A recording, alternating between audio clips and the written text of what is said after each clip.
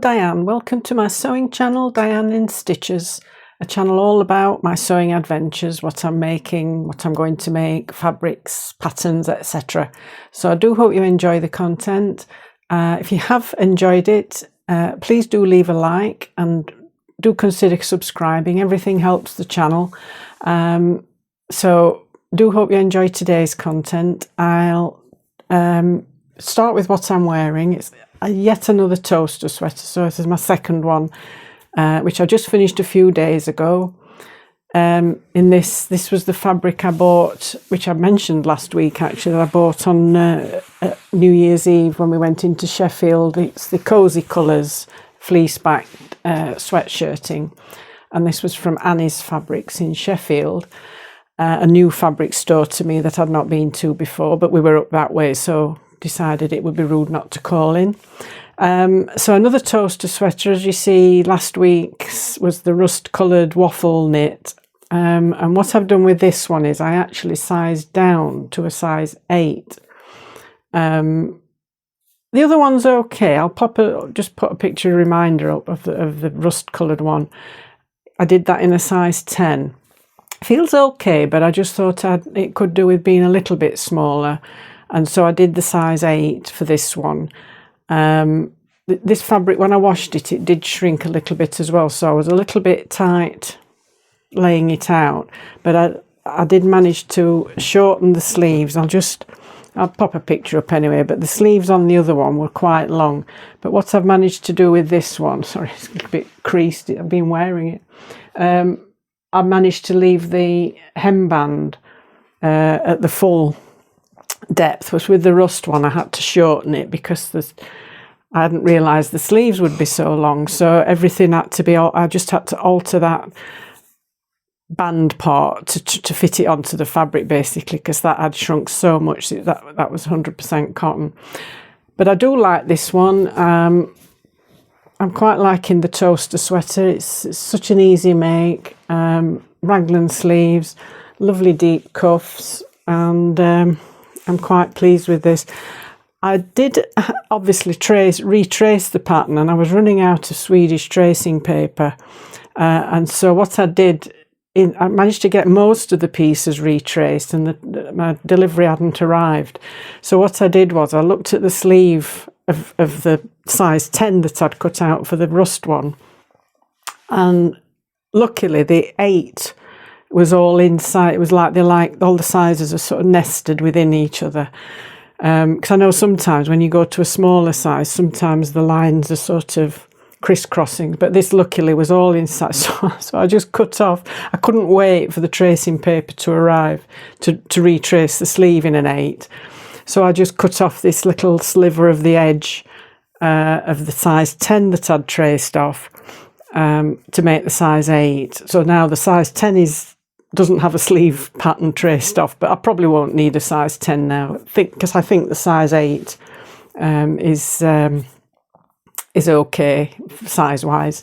It's still got a fair bit of room, so I'm liking the toaster sweater. So yes, it's I don't know whether I say it's my favourite. It's a nice sweater. I'll certainly make more of these. So elsewhere this week, I've had a couple of fabrics arrive. I know I've been avoiding the sales over Christmas and New Year, but I need, like when I bought this, I need more cozy items, and I haven't got the fabric in my stash.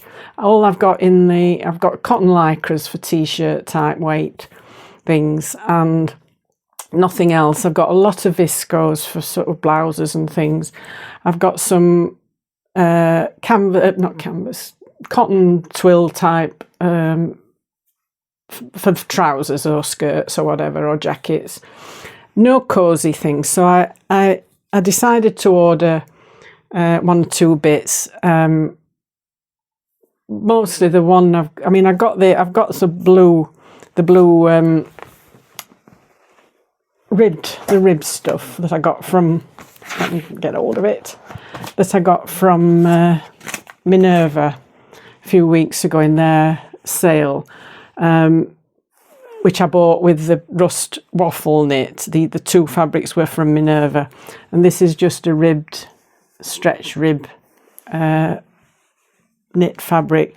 It's cotton and then polyester and elastane, but the ribs, the actual ribs, should run horizontally. The selvedge is down the side. It's similar. It feels similar to me. So I'm wondering what to do with this. And I think I might just have another go at try the Jarrah sweater again by Megan Nielsen with that one, and do the one without because I haven't got any ribbing to match it, and I don't think this one's going to be suitable for making like a neckband. So what I'm going to do is probably do the version that doesn't need ribbing, do the funnel neck, but I'm not doing these long slit sleeves. I might try the curved hem, or just lengthen this one, but I shall just hem the sleeve without any ribbing on it, and see how that makes up into a Jarrah. It'll only be for wearing around the house, so it's not too critical. But the two fabrics that I've ordered, I've been looking for some Ponte Roma to make the Bridget trousers by Love Notion. So I've got the pattern here. They're just a simple trouser with pockets and zip fly, but they're stretched. They're made from the Ponte Roma, and I've hunted high and low for suitable. I ordered samples from Minerva. I do know that Clara Bobbins has managed to get hold of some lovely Ponte Roma from Croft Mill, and I did have a look at their website, and there's some lovely samples on there. But I ended up trying, I've never ordered from them before, I ended up trying Lamazi fabrics, and I've got this lovely navy blue, which you probably not going to be able to see properly because the light's rubbish in here now. It's a really miserable day. So it's got a fair amount of stretch, just enough for the trousers, and it's just a dark navy. And it's a lovely fabric, and I think they'll make a lovely pair of Bridget trousers.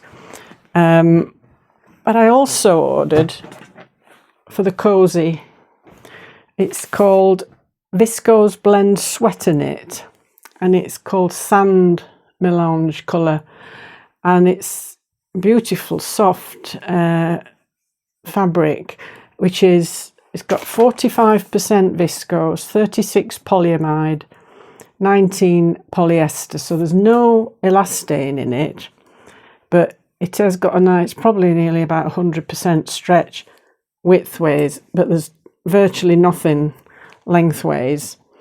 And I did actually think about this. I think I need another cardigan, so this is not going to be a sweater. I'm going to do a cardigan, which, looking at the patterns I've got and the suitability of this fabric, I think it will either be another Waves and Wild Saltaire cardigan, or a Harper cardigan, possibly. Maybe do the shorter length rather than the hip length one.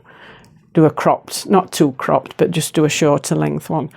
So that's a decision that I need to make on those fabrics now. So some of the other items I was thinking of making, I was actually going to go and do some more different trousers other than these Bridget trousers in the Ponte Roma. I was going to do I've got this fabric that I got from Sherwood's last year when we went down to their open day. It's a sort of I can't really see it, it's a twill. It's sort of like a twill weave, natural undyed denim, if you like, but it's not very thick. I was going to make some jeans, but I'm a little bit unsure because it is quite a thinnish denim, so I wasn't sure what to do with that one.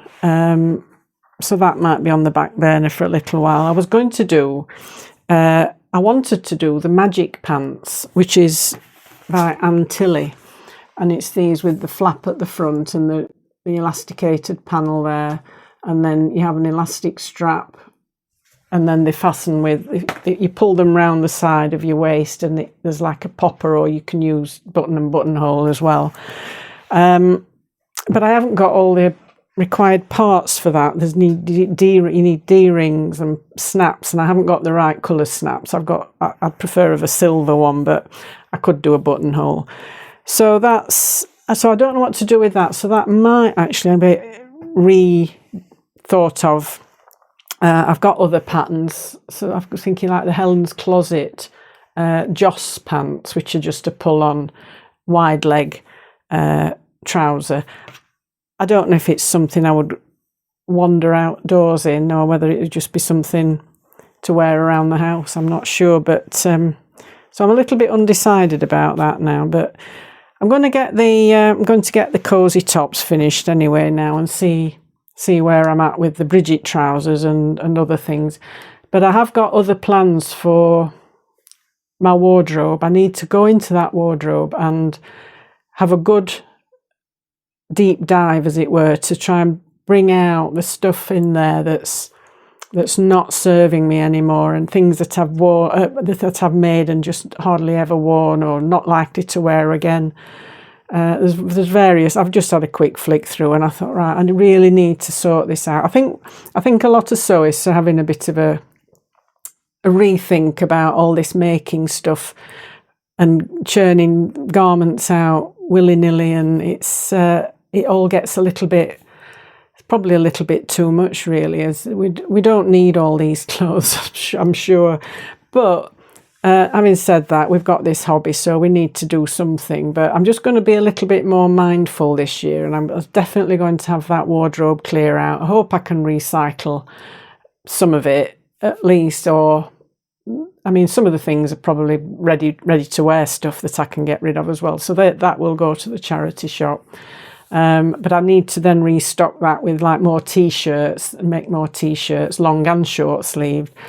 And also, obviously, we're getting towards now thinking, I am still in cozy mode, but I also think I want to try and be ahead of the game this year to make things for the season coming, not for the season we're in. So we'll soon be thinking, I think, in the next few weeks, I suppose, of spring makes. But anyway, as I say, I certainly need to get that wardrobe sorted out. There's things that can be refashioned. I'm going to try and remake some things, or just alter them in some way that suits me better. Sort of like I was saying, the tunic length things that I don't think suit me because of my longer body and shorter legs. That the tunics on the top tend to make my legs look shorter. So I'm going to have a look at those and see if I can get those shortened, which I probably can. One of the patterns anyway does come in a waist length version anyway, and you can make it longer or shorter, or put a band. I'll explain that. I'll get them out, and I'll bring it to the camera and discuss it with you and see what you think. Make some suggestions as to if I'm doing the right thing or not. So yeah, I need to go through those and make sure that I go through and think about things more carefully, and see if those things can be redone, remade, refashioned, whatever. So anyway, I think it might be time it's getting really dark at the moment now. We're at 2:30 in the afternoon. I'm a bit late getting this video done, and I've not got proper lighting. I must get some proper lighting probably this year. I did get another light for over my sewing machines. I had an angle poise lamp there, which kept floppy. I couldn't tighten up one angle of it. There was no screw on it, and if I lifted it up, it just dropped back down again. So I went to Hobbycraft last week, and I got this. It's like got two stalks on it. It's LED lights, but it's only on a base. My angle poise was clamped to the table, so I could just move it about. But as soon as I move that one, the base moves. But it's it's a good light. I'm quite, it does light the sewing machines up nicely. So I've got that on in that corner to just try and make the room a little bit less dim. But it is really getting dull outside and it's raining. It's horrible. We went out a walk this morning. It was so cold.